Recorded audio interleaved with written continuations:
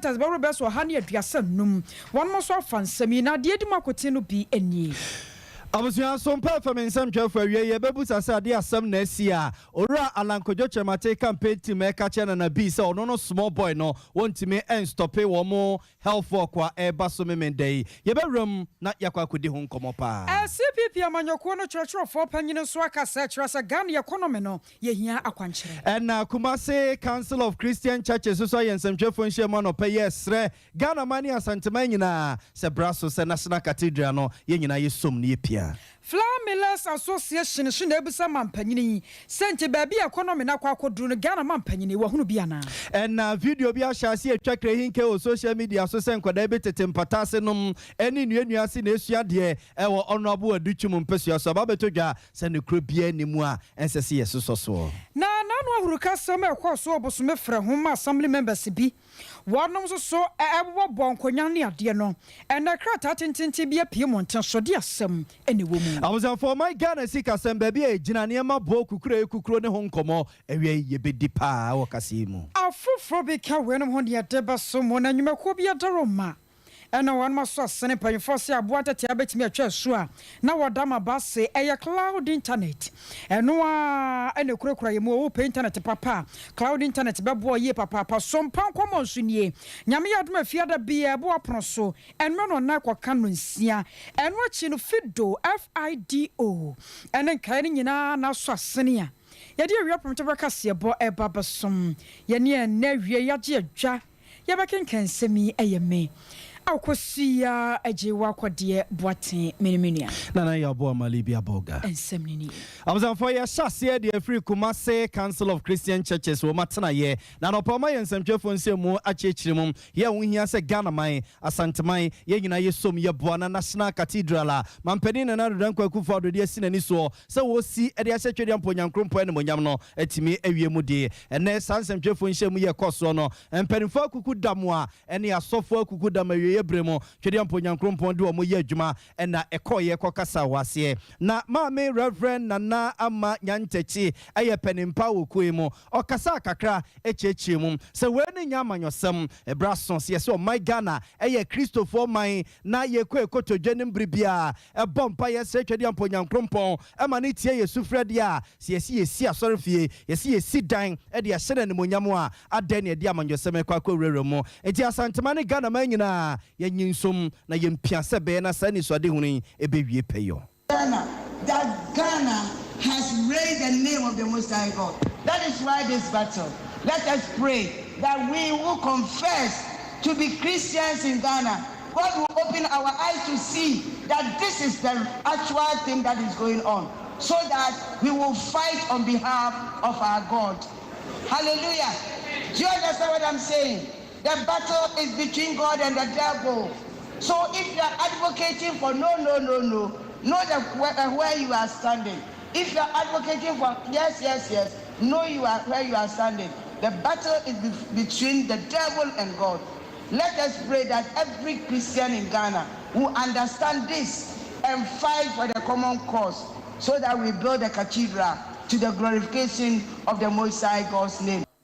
And to where Reverend Nana Amanyan Techi, a queer friend is a Kumasi Council of Christian Churches, say, with the Muntinti, my panagnon non connecasaye. Most Reverend Professor Daniel Yinkasafo, and maybe a chimnon yes of Penia, Anglican Safuno Wadano, one of the Sujina Simpiso, Echichimu, Yawingia, Siena, Penny, and Kokram, Merewa Yenina, Yinsum, Yin National Cathedral. The National Cathedral of Ghana is a public project.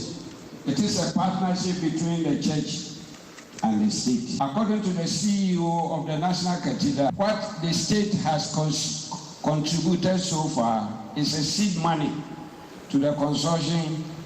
which is less than 10% of the total cost, and people are making noise. The bulk of the contributions have so far come from Christians, the church in Ghana, for those in the diaspora. 70% of the Ghanaian population are Christians, and yet our tax has been used to construct national theatre, national stadia, and so many other things. Why not the National Cathedral? If we are 70%, and our tax has been, we Christians have never complained. So why not the National Cathedral? Let us arise and build, for the Lord will prosper us. I was for way most reverend Professor Daniel Yinka Safo maybe a chamo non na yes of Pomo Poma or that Anglican Safo no and Kumasi Council of Christian Churches as of Kukudam Kwa Omoko Kasaye a church here say a bois near National Cathedral no and some of the two Jakakran Nana Nana Kwabna Kessin and one some cheerful shame yase young Quay Nandi Kemu one for MIA Kwabna Mahe. Kwabna uyi se sa mpanimfo mienu ekasa ya e de ensem bio ene piepie won semtwefo nhye mu nase me da se boga se de wodi kan awoye ndi no sarpepe ana kensemtwefo nhye mu die no e ba so e wokuma se ha IPT emu ho na e ba so na dwumade no nyina abotaye ene se ekwane a yebetimi afa so na yebetimi aboa omampani na nado dankwa ekufuado na ne botaye ne tirimofo atimi aba mu se National Cathedral no obesi no sorry I will go here was santimante matino omonso ewuku na no na wo friend drop a na o so ya dwen na adwen o de ato ntem drop anim na yenso atimi abo hu dawuro kwampa e befa so a yebetimi aboa na mampani na nado dankwa ekufuado ne botaye na timi aba mu dwumade no ofie no sorry I will go here was santimante monam tifo epai na sofopani Reverend Dr. Kusibuati na o dwumade no ase enu achi Methodist asakono mpanimfo Pentecost asakono mpanimfo Salvation Army ani asofo awudo pi ana ebepie mu ewo dwumadi na ase asem tentene ne tietia nyina ene se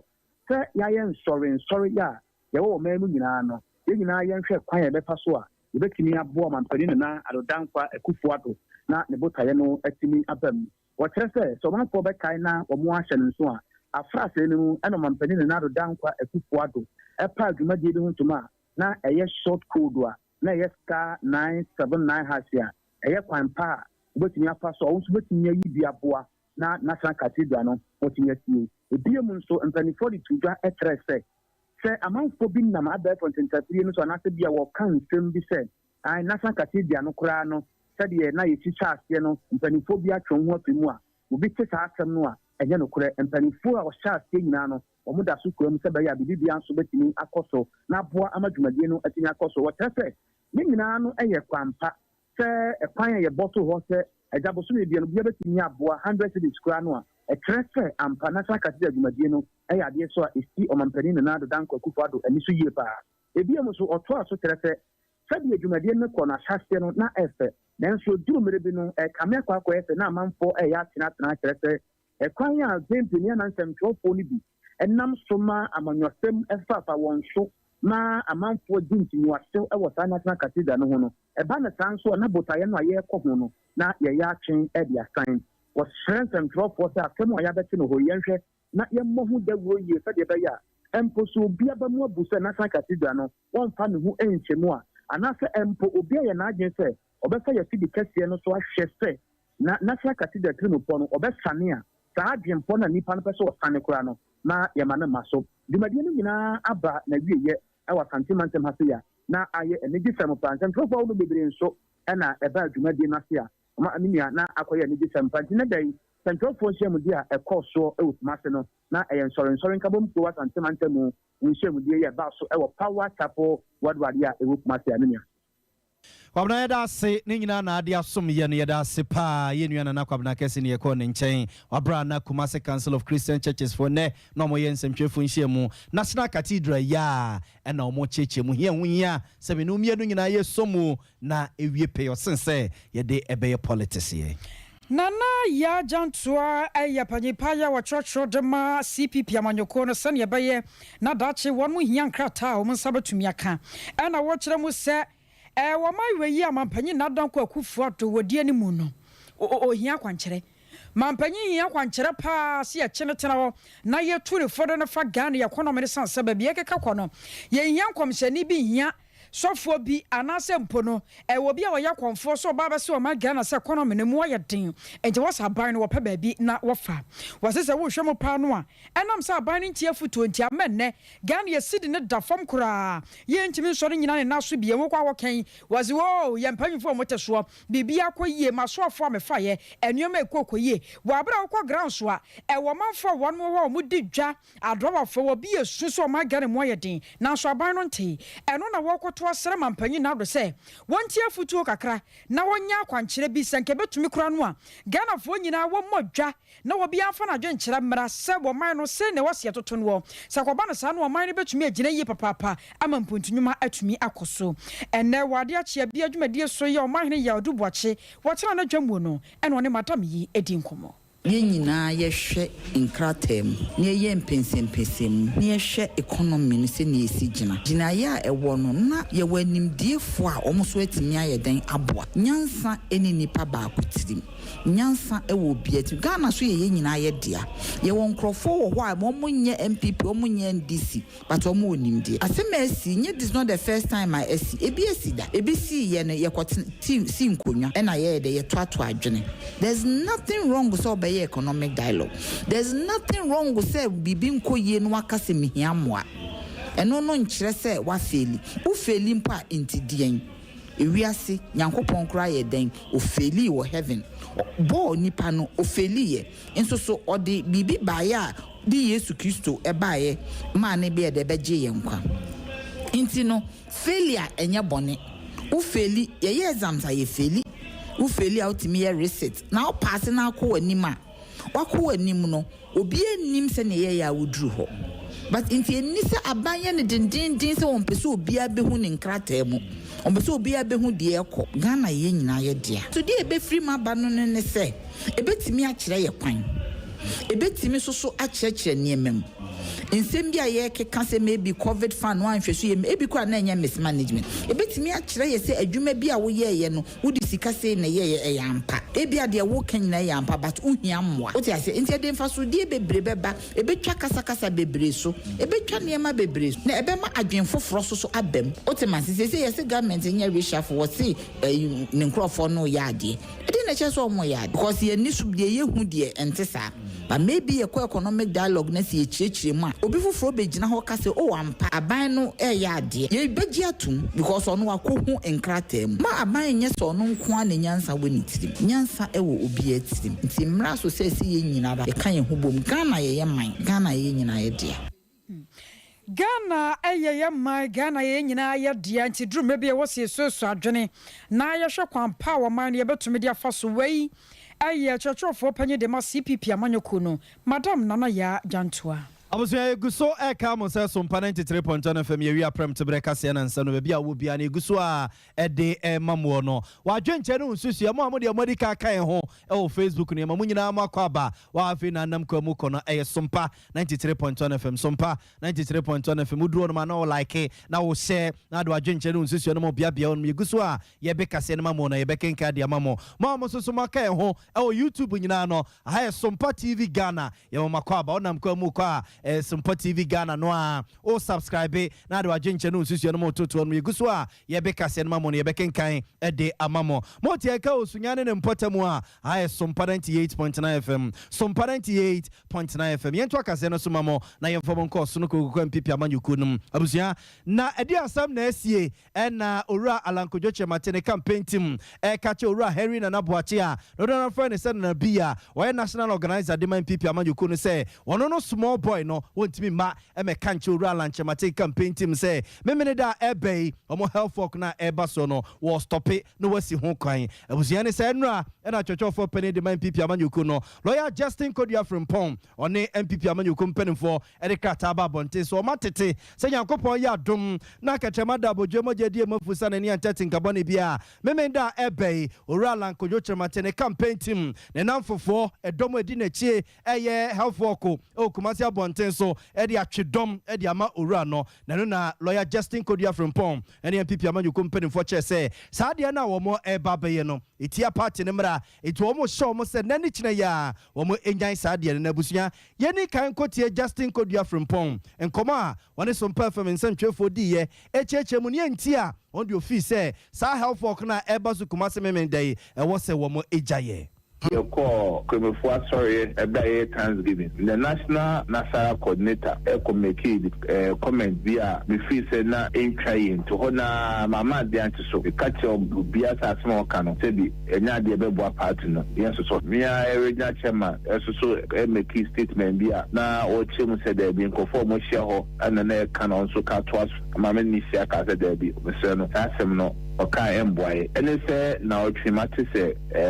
could be so a person so called work at the boa fakatuni for ni eno na yes so me no mo kasa say adwuma no o madaroma o mo na dia be si o say ye nyane mboa baba ye no ma be boa ma partner di kan kabo ma ba na be boa so ma partner so bia ba na be sa boa say ye parliamentary presidential primaries ye be kono ye be to wi no na MPP be din kunim say be ya do din kunim o do din kuku o mo nya be tuma kabo bi tuma boa ma konkase de 2024 no nya atime ediso enintina me bokoko bose me so bi asma obi an koye work bia ye tete normal in say de bia na de no de bia IT adru no o tena ibre na so mojide say asma maka no atifo no beti o metu anamo na ni die no do mo ma me ne say work no mo twa sign no o ma bo na ma metuma to normal ebe bo ma party for nya so eni age okoye campaign obubu party na so obe de boni fene mafia betiti nkofonsa weka kofo kasa bo asho mo ye na obe wie na o candidate wini na o other contestants no e kasa o me support to a betime de nkuni hian kabo e say 2024 elections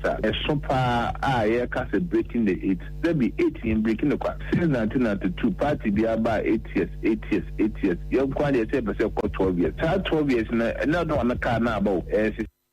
I was your way a lawyer Justin Kodua Frimpong ye church for penny the most sunu kogo MPP amanyu kunu nkoma one Sompa FM nsem for boy ye nchiremu a wode ema ye ni ntia wode krata aba beto so ra alankujo chematene campaign team no omo health for komo ye no Kumasi Nyankopon ya adoma memene da ebe wo mo enyaye no na national organizer de ma party no Henry Nana Boachi adodo na sanamra ne senana B so neja omo hire ya dubo achitena se anopo ya no ma wiase nyina achen e wade ache bia dwumedie so Sompa TV ene Sompa FM so no ono so ni di nkomo kobusa nse na bie na dai ene sa krata we ene se kra se bia e kamo de beba ade na manfa mantam na matwene e na yawo e chini fie na chie memenda se ye gere kra no mo be hunu a o makoto agu odeda se ye dokono no mo be hunu a o makoto agu ono mo deda adai ena sabere we na mo de krata we ba bonten National Council dey say by say bia in say ye be ye primary through presidential primaries and the parliamentary primaries and the National Council the code of conduct by code of conduct ni na e fa say ye be ya betimi bi ye say ye go form na emrane say ya ye de beba no so ye betimi di so na bibia no be ye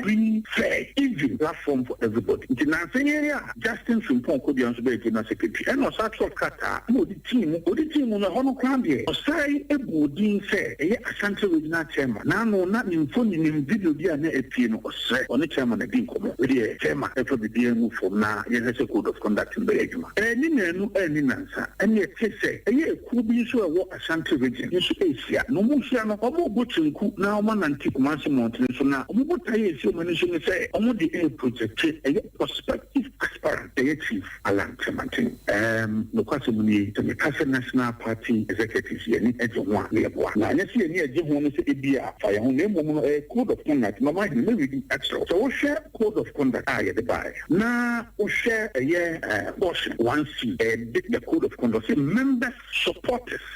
sympathizers of the party at all levels shall, shall not initiate any gathering, camouflaged activities or meeting which has the tendency of promoting the interest of a prospective presidential or parliamentary candidate. Members, supporters, sympathizers of the party at all levels shall not initiate any gatherings, camouflaged as activities or meetings which has the tendency of promoting the interest of a prospective presidential or parliamentary aspirant. Awuzianchi weye Henry na Nabuachi adodo na Sarmanese na Nabia weye national organizer de mo sunu kugu ko MPP amanyuko no so emra ewo party ni mu a wode betoto wo krata ne ho eno no na ja yene lawyer Justin Kodua Frimpo di nkomo wieye yene na bi di nkomo wieye ne ye se eja ne modi abai de ne ye nkwai na Owura Lanche Matene campaign team ene ne namfofo no a wo so wo ye health work amano Saturday wo Kumase no ye kobu so wo se na asem ya abai wo esomu oseni Owura Joseph Amua dodo na Sarmanese Love Enterprise papai wono ena chese alandi wo ku papai papai yadala na broso ene ye kwakobu sanse na papa adimu na simu na so Kumase abonten so ye party ne akani o krata party ne dia ba abonten no chese wono na bi no ye hwan ono sa small boy no omo ka che ne praying enye praying fa so want to me stop wo mo ne ene peso stop wo mo china Here was the bar about so we didn't know it was near the pure studio a spark na a beji ni kakania nam tie ni nam tie na so nam tie de obi atimi tene na to ti tete ya to keke na sa obi atimi je ti je obi ti je yi kra shabawa ni ya ti je na ko ma so bi an ko ase wo mo etu anamo bi na mo twe o ma no awo fom obi o branded car every anandi number the pickers or branded to be a you mo kata we pacho alan why don't you time why party mon kan po mo cho ni partner ye campaign from house to house mo chama ina mo no aku gina be aku declare o bien kan re we pacho ni ba konto mo ai MP gina declare bien kan re asifra aku declare na po declare pz o bien kan re na we no encourage control we no o party man de mo think it me so mo ye work there you nyina ma sore enya the boldness but others to go ma ona na di o nya kan man ga bring out of from something mind that you nyina home out of home now can have a radio mo nyina mo ba be kan tell me say it o mi say adimo ya de bi am ti man ye ja me ti no ejen and na and before kan that before which ti no mi am da ji wo be ati na ko so no very dangerous wrong signal say as media ke come no party mo ko pese mo and for na ji am be am kan enya part say he and the dia and the man e ko isu e ja san so ni se di bia se ka na ma pa na be se no o de go bi na po a won brand the car o de number more than 3 years ni ya for more than 3 years what's our podcast for guma ya brand the name guma o mo from conscious and I've never mentioned the name vice president by me the top number of campaign coalition for by me campaign no money you see no evil here no evil but boni be ni ai boni pe sa na Lanche Matene wa ye mo party mo kan yan pa mo che boni wa ye mo kan yan pa mo che ko do kwanda be ko do kwanda be wa ndi ba na brand the car so brand the odilem kromu no mu ti akire no mu na na bi mu ti akire no be gina ha ba kan je enso na what moral right na bi can stop and there are some demand ya you the we that am say I was a phone to where Mr. Amua, Amua Love Enterprise, ya papai, Owura Lankojo Chiremati wudi ne chinye ne. Jumedi e baso Nyankopon yadma memende Lanche Matene health work no wono edimunti ntimani yekọ yekubusa nse krata ne nsemo a party ne mpanimfo kanie no muso museni no woche se small boy no nyade obetima stop health work no na womo so yes samwa adwuma wo magara mon kaba muko enkrabata bia wa santemantam so na ebisa mampanyi na do sa asonti Ghana aye den no anyambia wonte ya na so oman ni mu aye den sidi no na ho ode kwa fam ya dollar no kwa na ekosoro na nansentem na won mo so ton cement de beto dwa ya na won mo che se free na de kro de ne oni apeso si dan no ana se wa sho sapo mu nsuo sanse ne wo kwakoto cement ya won mo so atum ene se na won mo so ye samu adwuma e kire se ne so kwako gina mo abo wo ha mu nchemu aduanan 40% ene no so eda so na ye ne Ashanti Regional President Edma Flameless Association of Ghana Madam Akosua akotua di nkomo Emma watching mu say wasra mampanyi say de aduru ne de e wo say oye bibi fa ho Ebi 465 ebi 470 and ebi so ye 460 65 470 and 480 the self finance ne de na 300 and 320 ne isa na didi so sa na de bia ye tutum sa na afede akowi na ha ye won ye hu sanka bibia ye tumu na de adwadifo no so omokofa ne atumu a omoba na omo so atu be ye adwuma die no we say no ye tutum sa na ama adwuma na aya de so adwuma kɛseɛ paa de ama yɛn ɛkyɛ sɛ biribiara yɛto no ɔmo pene so yɛmfa biribi te sɛ a tin of milk nyɛ example sɛ a tin of milk sɛ sɛ ebi a na kakane ne yɛmfa no sɛ 1 cedi a yɛato moko bi a 1 cedi 50 pesos with the same thing no sesa size no deɛ sɛnea ɛte na saa na ɛte ne yɛato ɛnso yɛyɛ dwumadie no sɛnea ɛte no ɔn sɛ yɛn no nyɛ nsam nko ara na sɛ yɛde yɛ pan no yɛwɔ ingredients a sikyire margarine nutmeg kyɛ sɛ nneɛma ahorow bebree ne yɛde ka ho ansa na ɛtumi ayɛ pan no nti saa nneɛma no nyinaa nso so wokɔte afiri sam baako pɛ no mu o ɛsam no nso nko ara nso na ɛyɛ 400 and something cedis no wobɛsi dɛn na woatumi atwa ama no ayɛ yie da biaa nkanka ne atufoɔ no koraa mbɛgye pan no wɔn si hɔ ka public na ɛha wɔn ɛna wɔn nso mu ɛsi mu sa ɛmu ɔha ɛna esusa nti time bia no wɔn de problem ma yɛ foro no n'ano saa ma kyɛ sɛ ayɛ atete bebree a ɛyɛ ha wobɛtwa ne sɛ deɛ nkora no akyɛ sɛ wosese a wa woto pan no kyɛ sɛ adwuma no nka wagyae koraa nka mfa so wɔ so because especially Kumasi ha nom sɛ sɛ wotra bɛsɛ fridge so kɔ no a pan no price no ɛwɔ soro aha sɛ woyɛ pan no koraa sɛ nka sɛ sɛ yɛ started from 20 cedis ɛnso kurom ha sɛ no wobɔ saa pan no a obi ani hɔ ɔbɛka aduane wɔ kurom a aduane wɔ kurom a ɛsoro aduane biara nso so na yɛ ɛne ho ka nti to be frank sɛ situation ɛwɔ mu no na wode woahwɛ sɛ wobɛwie ho ne nneɛma no nyinaa one bag no kyɛ sɛ wo from bɛsɛ 600 going because sɛ asikyire nko aba asikyire nso so nenam 300 and something.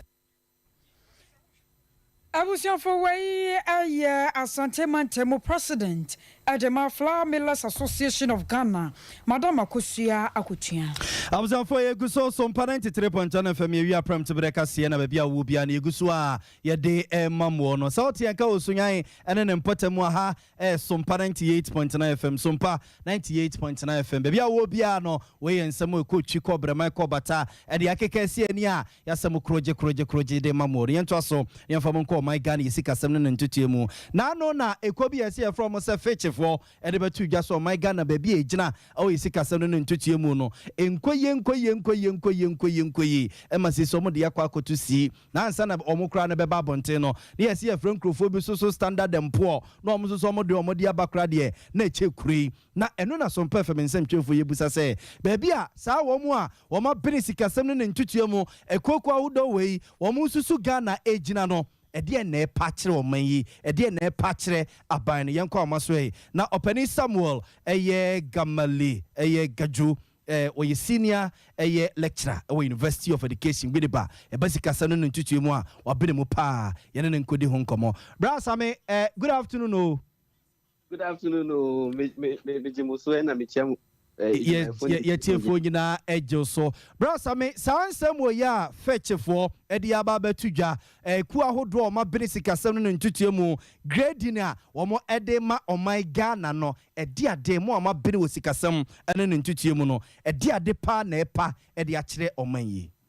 okay you bidawase say ye be hu edi epa akire oman ni dia say yete rating ase rating no jumo mu ya ne se obohwe oman ana se company bia no eka ode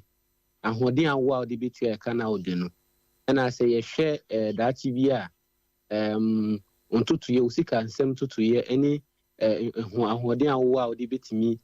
ede settle eka ode nyina na omusa hwe o political climate asundwe o man nu macroeconomic indicator just say inflation GDP ni amano na o mine ete sinebe ya mo rating no obi anka wo sika wo abrochi a opese odi ni sika be show mine no na nipa no ahwe rating no so ansa na odi ni sika na be show mine because o mo rating wi ya na chese wo economy no isem wo sika bia na odi be shema o sabe kasika no ama o sa so asa kasika no ho faso but you reti poor na say economy no aye to the extent say we do sika ba be din pa say on sabeka on sika ni nyina say on sabeka mpo a enti edwuma mu dia no na omohwe eka wodi na wa honden awa odi betu aka no nom dia reti no na nsem mu no ye reti na akogina CCC obi ti CCC na ana say C na obegin say oh say school a wonya A wonya A a wonya B wonya B a obinya C de bi empanchesa rating no, to be frank, there was 16 indicators. Starting from AA, A miensa, and AEE, now call AE, minu, AEE. Now by A, in fact, AEE miensa, AEE minu plus, as an about AE, now call AA minus, A plus, A negative, BB, B plus, BB, B. As I call BBB minus, as I call BBB plus, as I call BB minus, as I call B plus, B ankasa, as I call B minus.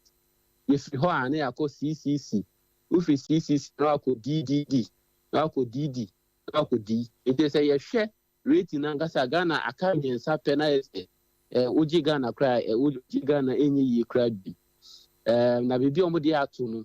nia epa omudi atu CCC eyomuye rating na yehwe omuya no say okay CCC positive outlook na epa chen say enso ni that's all omuye ni CCC negative outlook enye na so ni that's also ebi ni hobby enti omudi atu CCC ani ye CCC minus na che say in fact that's all Ghana so iso ankasa yi na che say yehwe enne next year, next 2 years no a eka ye di asoman no ahoden a ye wo ye betu aka saka no e wo fom kakra na e pa che Brasame na chese nchemu ya wode ma ye die na se bia obi ye investor bi okutani dwetiri okutani sika bi na bi owo man bi so na ope African country bi na bi oba be ye investment o de ne dwetiri na ba be wuram abaye adwuma me bia adehye na wo man ni manya so mfa so a Ghana kra de pe unchemu ya wode ama ye na ye se onhwe ha kra meboa sa pepe ana rating no e pa che enti ya say we unya sa rating sa na adwen papa because it's a yen $1 abrofo na no sike bi ba oman no man sa $1 ni bi kakra any we government na ahoden bo a odi kwaji loan wo dollar no enti say omu twa sa rating na say ni bad signal na sa na wan hwe ya obi amfa ni sika kakra we ya den investment yo nkofo mo pay risk ankasa mo no di musika no beba omo no mo gidi say risk no was strong munya higher return ejo mo di musika no beba ba ye nya ne te senia ye nya good rating na ye benye sika no okay it's a bit hard it's bit me affect your exchange rate crampo because omo di sika no ba man no e benya more foreign currencies ama ebia eno so apeja ye cedis no yes na Sami it's say yenye ne day ga aban no wonye dey na yesoso a yete o manim na dey pa ena wose ye we dance pa bon rating omo ye ne omo pa che ne say ye ni ahoden a ye betu e ka ye de wo hwe report no mo omo say ye de ka $2.75 million $2.75 billion ah $2.75 billion eno na e ka say tua this year 2022 nko na sa $2.75 billion no ya hoden enso Ghana pese omukoji ska baby we baby miensa one ya ji $750 million every friend is African Development Bank African way a loan say ye pese ya ji African bank $750 million from African Export-Import Bank. They assigned $250 million. It was syndicated loans from international commercial banks. Now, your sinking fund or government sinking fund or set it up. You move $200 million. Now, okay, can you now boom? You bring $1.2 billion per edit to a $2.7 billion. It is the IMF na ye kono. IMF fono ye nyomo say $3 billion. The $3 billion no na be yimu 1.8 edi aka ya 1.2 no de tua eka ye de for 2022 it is IMF sika no kwa ya kwa 3 billion 1.2 pen e be ka o mine 1.8 de ya ye de koka ye sika ya hihye ho a ye de kwa tua ye ka enu na ye issue ni to hwa ye ability to generate revenue no and e wo form kakra se utimi generate revenue a na wa ye den utimi de tua ye ka wo de na ma ejuma na ye easy So the car 1,000 cedis now we your salary 1,002 at the end of the month. What the 1,000 each year we are account 200. Uni be udi I don't know Ghana your problem no. Na ushe mu pa ampo a Ghana no ye sika ye je te say your revenue itimi collecting home. E car ye tuya no. It take 45% they say yen a car ye de no yetimi tuya 45% of the interest na ye tuya ye loan no so no. I don't know yen sika ye je wo Ghana. It say Ghana to major 1,000 cedis for example. In a year, that 1,000 cedis, 450 cedis of that amount, and open editor loans are who interest to. And yet, Nankasankasampo loans and I had no and who interest. Not a send a yetimi bob way, sick as or from punch as enquiry. To be frank with you, 40,000 now the 450 quantity interest the loans one a loan Nankas obeyed it here. No correct. It is a bit correct issue here. Yeah, revenue generation capacity yes increase. Now you see loopholes. Emma is kind of no. No, I say yes. Never is kind of bad.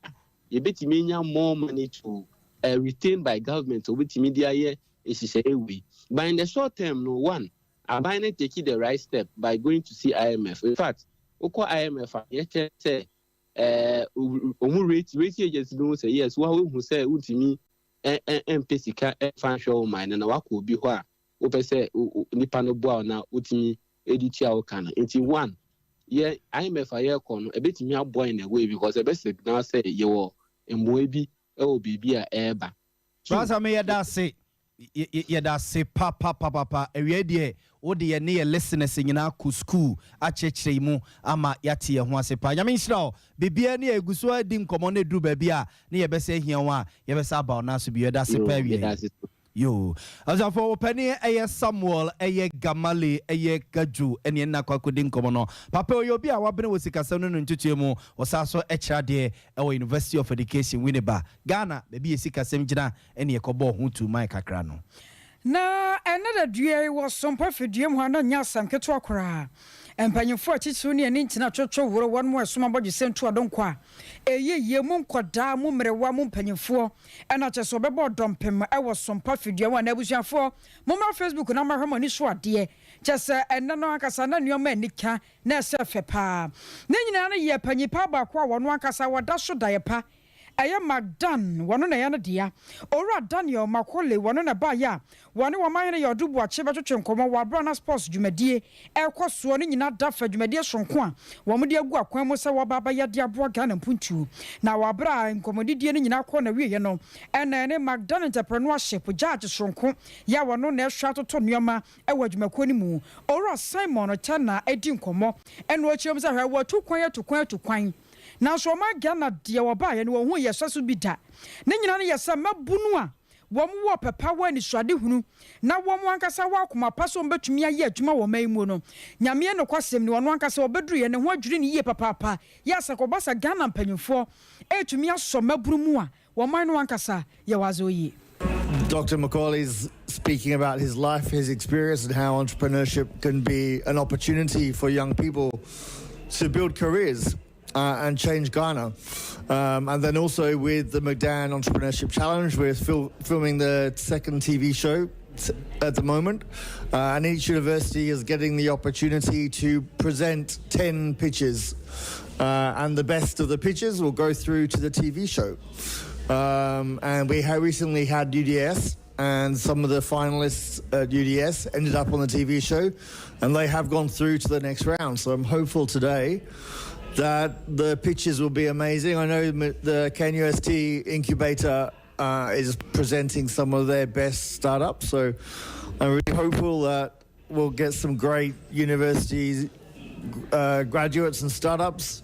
Kumasi Hive getting involved as well, always good. We always have great startups, so yeah, it's going to be a good day. No shortage of talent in Ghana amongst Ghana's youth. You know, whether you go north, south, east, west, we have plenty of talent. It's sometimes just the lack of opportunity. So that's, I guess, what Magdan Youth Connect is trying to do, is provide some opportunity, but also recognize it's not easy. It's not going to be hand on the plate, and we have to hustle. And sometimes entrepreneurship isn't for everyone, and only the strong survive. And it's often about mindset, and the resilient ones will be the ones that get through. But not everyone's supposed to be an entrepreneur. Entrepreneurs need good managers and good finance people and good legal people and good managers. So there's plenty of opportunity. There's plenty of great ideas amongst Ghana's youth. We just have to hone them, and hopefully through Youth Connect and the Entrepreneurship Challenge and the incubator that we have with the Entrepreneurship Challenge, we'll be able to harness some of that youth, create some more opportunity, and create some future McGann. I was your for way, Ora Simon Turner, the Cabro Foka Krakano, where judges from Kodema McDonald Entrepreneurship,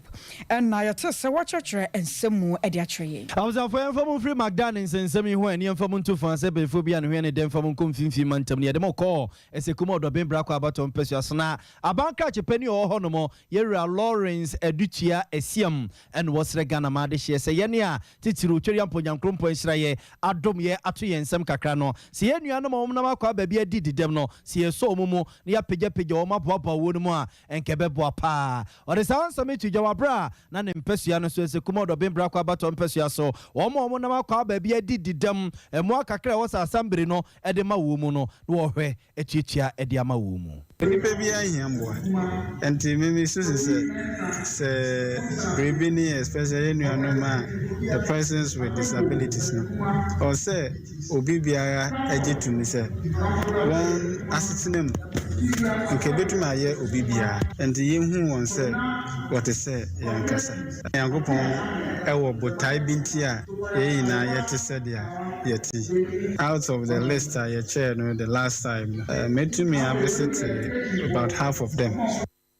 I was for way a bank catch a penny or worse, a commodore Ben Braco about on Pessuasum, Finfi Mantam. Now, one more, or Monama baby, did the demo as a commodore Ben Braco about on Pessuaso, or more and Kabamuko, teacher any our dano, come fully as so the PC command penny for pa. Kakama can say, you be an obedience, descend, Yamia Dunia, Achedia, one of beside you, Yadima force. When I was a buying wow, said the Nefako Sanquan all the time. It is a buy a bottom whatever remote the top lower, so see. Adam, you ever seen animal? Well, when you beat that, well, when you be, where we been there, will be able to see in the day I equate, Ubedi, a boozing wolfie, so to fear, will be now who train us out to Yanka, Unka Tadabani and Sen, oh, first come first serve. Be a Sabakanajafa, Ubu, where you be, no, I saw for back door was Saba. I wonder a challenges pa. Ti challenges a power to the animal for so by SMO, free Geos, Yamo, Siko, Yamo, Ababa for machine Yibia, no, I saw Behersi, and yes, be a chanotis, CSH, now was Ababa GPU, now one more Mutri ye, and Yamo Muche ye, or Monsake, Biesuno, almost so much in some Kakratuja. Omwaya de papa weni enhambo se wo tu en so ade omo aboa omo dwen ya ho so omo dwen ya ho anka bibia sesa no woni ele wanka se ya ho e da mpeni funa ase ya ho maka na ma ose mura na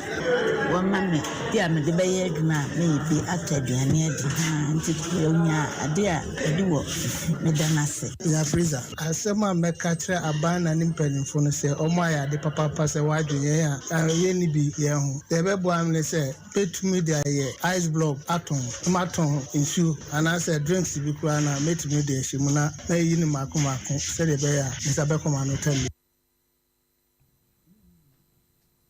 I was going to way it's a commodore Ben Braco about on Pessuasun echo Finfi Mantama Bankrati penny assembly no and Mwaka disability ne disabled for no Omodia Dundumo PWDSC says I near free aha no dear mau. I was a 4 year quo man so na yane yamani boni a quenya kwa bonama could dim commodia free sunyana. Another Ghana Statistical Service. Ya Professor Samuel Kwabna and him Jenny Mono. One more friend Central Phone Shemu. Now some of the two Jadie or Becky and Kwan Bitch Maka. Make my hand. I got you so you to say. Yamia to Sinya Boko, like Martin's way. Oh, a radiatum, Yameda Sukru cry. I said, would get today as Central Phone Shemu, dear. Ghana Statistical Service, one more free, and on your beer someday, and I pay for the two jar.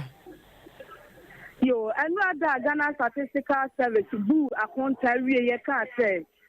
After 2022, but soon July anymore. said the Niama Boa, a civil report through Wakuntabuo, or my Munina, a Kojina 31.7%, you know. A mass of Pacas, a beggar so ever has said. A Kuntabuani Munu, one more can say, Niama, a boa, a force slogan. Not in Yanabo and a Dimako Trepa. And to Uba, Yanian. Yawadada ja, a brebia, Joda Kosi Kosida, Uremua, Ubanyama Ato. Your friend Hono, Masoma Sum. Masoma Sum, Ejum, and your rest here. Yashan Yamabo. Now, I could see the CIA, the Anabaqua, and 1 year ding, a banshee.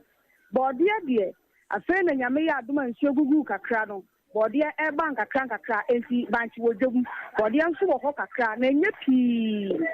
I told her be at a sub by then swa. By then so a wojum, and a buono. I hear a one or be a 10 cities, and answer 8 cities are Obena by Wato. Na adia obian chiri e atosodie enti yewura baabia atosodie fo edi wo muja ye besia ne ne wo mu bi atwetwe enkomo maame ye mo aha mo akwa abadeba Sompa kase boso ya jemoso ye hwame mabo sabe ntosi benze esam ha bebre sen na ne buo ni fitie ntosi no Roba nketwa na ya hye no ye hye de 10 cedi na ye mapa so ye 15 cedi na akese so aye black wine na wo ka bi wo so no enso ye hye de 40 cedi ti sa na ne bonnet ye se ye betumi aka kire ye tie fo mu tie Sompa FM se wo betumi ma ento so abuso ana ye beka se e wo hode na nso emu ye se de ye hu no e sansa ne bonnet e wo soro enti no emu sa the same for the Sha, a banessa, and my father say, continue bona say a pega. And say, and I'm also more for Fabi or Burkina Faso, no money at the Ciano, Munya be wa hang. Oh, say, the American say, a young crunker to a bench, a Chahuasiano, a one and toast in a filibuster in Jamua. Baby to say him. Baby to say, actually, I draw by Catchimentia, damn, a one and toast in a ever.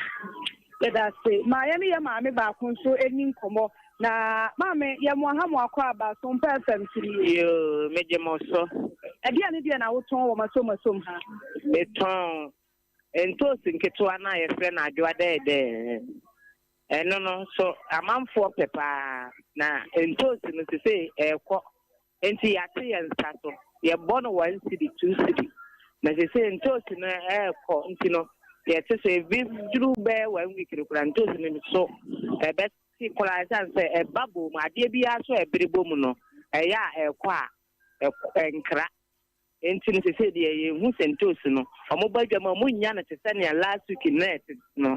a swatty. And last week now wanted to say in order to talk and they are what I can so I wanted to say, oh, I got that and last week, you know, now you found 20 cities. And Ra, who near fan 30 cities. 20 cities, no, yes, saying Kata. 20 cities, no, yeah, Robber, now second, 10 crocroa, machine, 20 cities. If you say no, and Ra say, or modified 35. 35. And you know, who say, and toast, you know, a sort. And you know, mobile German, I boa paye. The son say, a brebo, a say. So nti omo ba o anya se bu ne ebu omo na ntosi ne na eko na kuafo ne ma no so enuro no a omo de ye ndi do no omo atotum ti aya omo ba so omo hu akuafo no mobo se ne omo betima ato no aya ahye omo nkuna ya ma omo tima ya adwuma no sa se omo ntima anto no se ne omo pe na omo ntimi nkoye adwuma no ebebu omo abam yo yes akua I was your for way a year, your money bonny, a queer nya qua bronoma, and I at Sin and Canon. So you're copono or dear money boy, a free. Ye general Suniaton crown your quaba, was my friend, a symbiasi.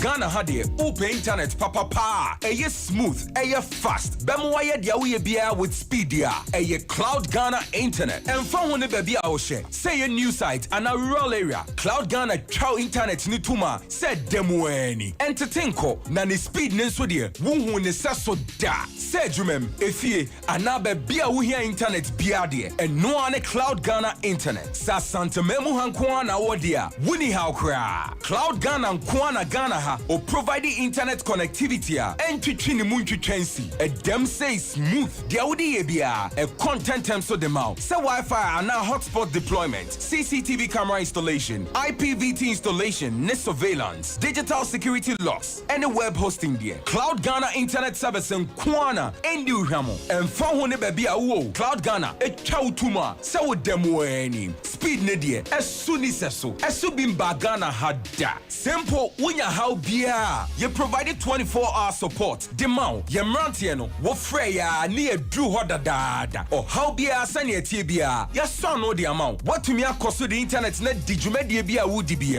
Ope a chakwaya top high opposite Love FM. Yene Kwama Rural Bank never dine back home. Frame Mr. Internet was 0202 699 110 and now 0244 601933. Ube to me so send a mail was support@cloudghana.com. Cloud Ghana Internet. The future can't wait. Hey, na fido loans say simple sir. Won so dia beto wallet mu. Just 15 minutes pay. Egem. Minua ton drinks for traffic mu so dia beto mu. 15 minutes pay. We be dia beto mu. We adwade ni we ye hwan yo. We small loan wa. De wo hia na wo Android phone. Wo valid ID card. Na dial *711*999#. Na phone code download Fido app. Every Google Play Store. Fido ni ye FIDO. Brie na apply for the loan. Wo first time wo ma 200 Ghana cedis na se wo tua wi a. Next time no apagem kosoro. Wo ma kosi 2000 Ghana cedis. Eye 24/7 debia. Ampo. Unkosa lai wo bank bia. Unhia collateral. Unhia guarantor. Sapepepe. De wo hia na se wa dial *711*999#. Na do akọ download Fido app no. No apply for loan. Fido loan. L'argent est prêt. I see anything. The money is ready.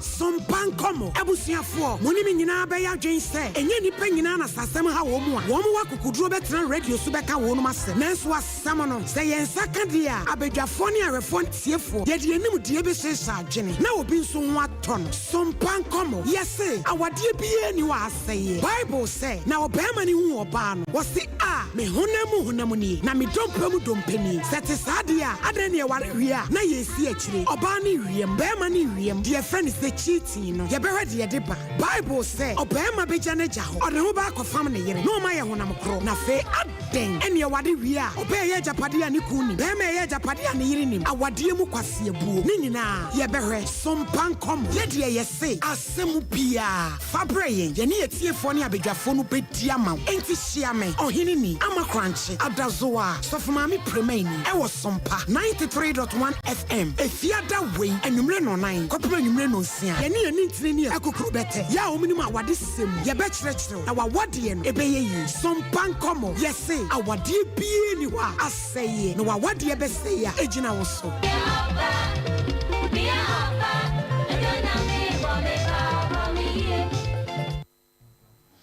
I was your friend, but I must say, somewhat a brother, yea. I may acquire Bana, Kratabia Baba Kayan Suffer was Smith for home. And Persona, so where your family members have one more was Smith for home, and a trust Sacratia when young for watching the graft. Maxwell and an inside a chassis. One of us are family members, Nina. Ya woman the chow packers, ye. Emma Ghana Mampany. Now some embassy about ya can't tea. Ya call man so 9 year. Watch the graft Maxwell kwa kudin komo no watch the mu ankasa to nenu mutu sanse anwuma da eseni rano I want wanya for ya mu ha ya na me niaba na pomu ye de onyame na da roma na unse ewrade adom yesu ye ho ye ya da se so age enso ne ye bedi komo na awie all right yo wada roma amame ni nkame samokrata ye ba ye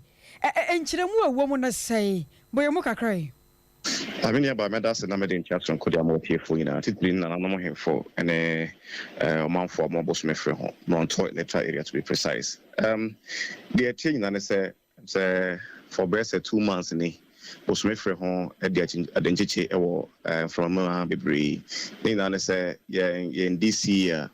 or share men so. na nneɛma bi nkɔ yie nti Assembly members sorry sɛ yɛbɛhwɛ na yɛafa mmara kwan no so ne yɛtumi ɛtu no initially yɛde kan de adesrɛdeɛ de ma mpanin sɛ nka ɛbɛyɛ a nka ɔno ankasa ntwe n'ase akonnwa anaasɛ ɛwura n'ankasa no ɛbɛda n'akonnwa no de ato hɔ yɛnho hwee nti yɛyɛ sɛ yɛfa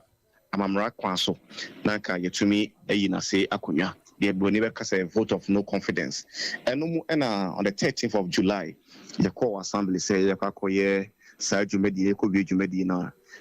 pinche kakra ɛsi hɔ ɛma assembly members no yɛmu bi yɛakɔma ɛntumi ankɔ fam ɛma broni bɛka sɛ glasses a ɛwɔ hɔ ɛyɛ assembly hall hɔ ɛyɛ hwehwɛ a ɛwɔ hɔ ɛne nkonnwa bi a na ɛwɔ hɔ saa berɛ no yɛde ɛsɛ keka no a ne nyinaa nkɔwie no ɛnneɛma no ɛsɛeɛ ɛno mu ɛna sesei no yɛne assembly no ɛdi nkɔmmɔ ama sesei no ɔmode the estimated cost of the damages a ɛbaeɛ no nyinaa ɛde ama yɛn na yɛnam so pa yɛma mpanin yɛpa yɛn minister of local government yɛpa yɛn regional minister ɛne nananom ɛne ɔmanfoɔ m bosome frɛ ho sɛ deɛ ɛbaeɛ no na nyɛ saa na yɛhwehwɛ na yɛde ne yɛpɛ sɛ yɛfa kwan no so ne mmom nneɛma kakra ɛhɔ sankaeɛ ɛne ma saa de ne baeɛ nti ɔmadaroma ɔmontie yɛsu no ɔmɔfa yɛmfonsoɔ nyinaa ɛmfiri yɛn ne mmom yɛsan so ɛhyɛ bɔ bio sɛ yɛde assembly no gu so a ɛdi nkita ho sɛ baabi a ɛduru no yɛbɛhwɛ na nneɛma a ɛsɛ nyinaa no yɛakɔ akɔsiesie na ɔba apɛni sɛ wote yɛnka awie a saa na nkyerɛmu no nyinaa teteɛ na kyɛ sɛ ɛkyɛw pɛi a mode aba yi no ɛtu akɔ akɔtwere deɛ twere sɛ owura yɛ ɔdanso afei deɛ mo ne ntɛm ayɛ biribiara yɛ okay ɔba apɛni mɛka sɛ yɛna sɛ yɛtoafo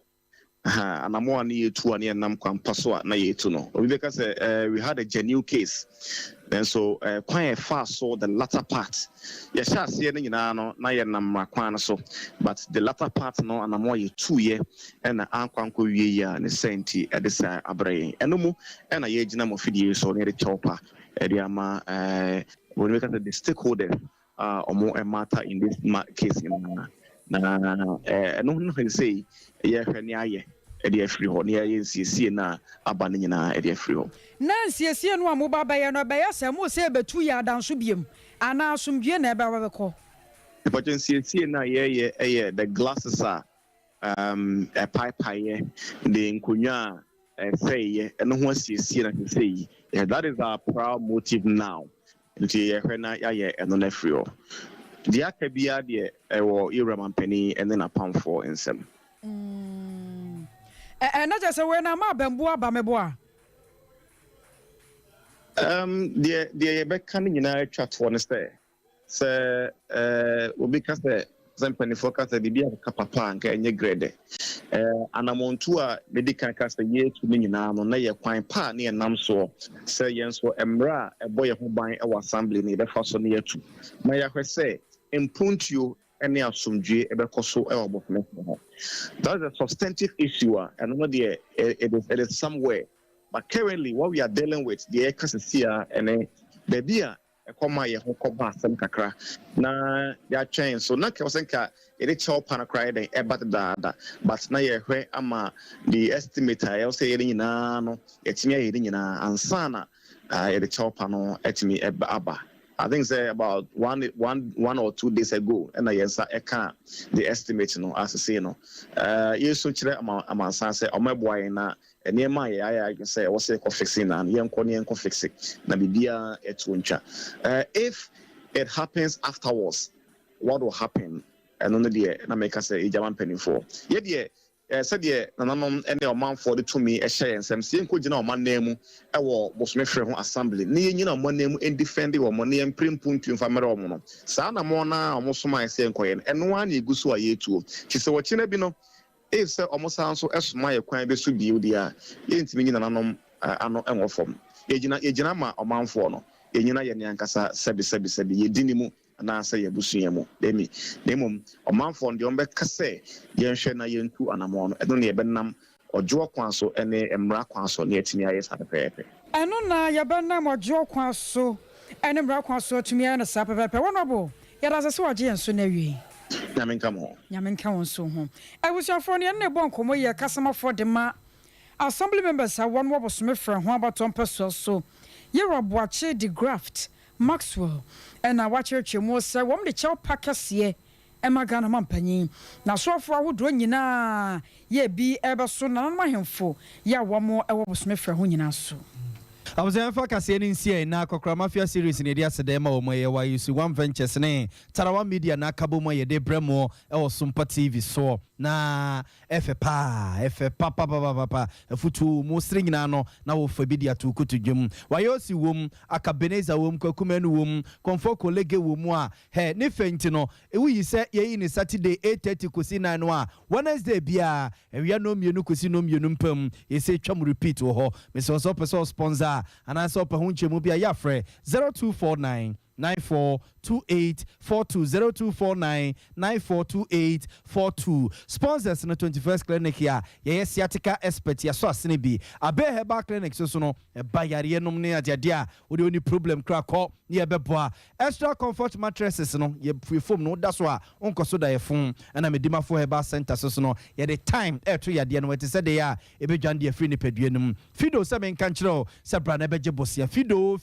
o se bra na beje bosia we no enkwa bosia o kwa kwose se wabusu ya pani dia babegu bank ho se omoba bedi agiremu e de ama wansa na ye de loan no ama we ni hia ne so okuta mobile phone na ebia o Ghana ka susu kuta wo no wa dale star 711 star